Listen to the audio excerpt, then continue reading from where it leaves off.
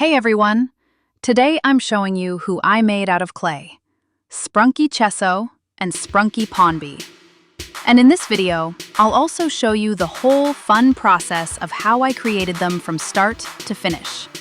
Plus, I hid a few Sprunki characters throughout the video, so try to count how many you spot and drop your number in the comments.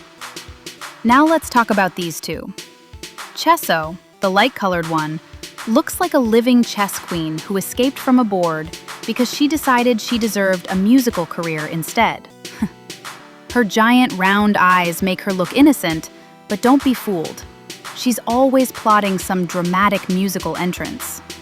She wears a big hat shaped like a chess piece, and her scarf looks like a cozy, stylish chessboard. Basically, she's fashion plus strategy plus chaos. Pawnby, on the other hand, is the dark piece, a pawn who definitely clocked out of his job early. He has that sleepy, "I'm done with everything" expression 24/7. His hat also looks like a pawn piece, and he moves as slowly as one too, until the music starts. Because the moment he hears a beat, he suddenly becomes the type of pawn who dreams of reaching the other side of the board and turning into a DJ. In the Sprunki universe, these two are a duo known as checkmate beats. Chesso creates dramatic high notes, like she's performing on a royal stage, while Pawnby drops super low bass lines that shake the whole board.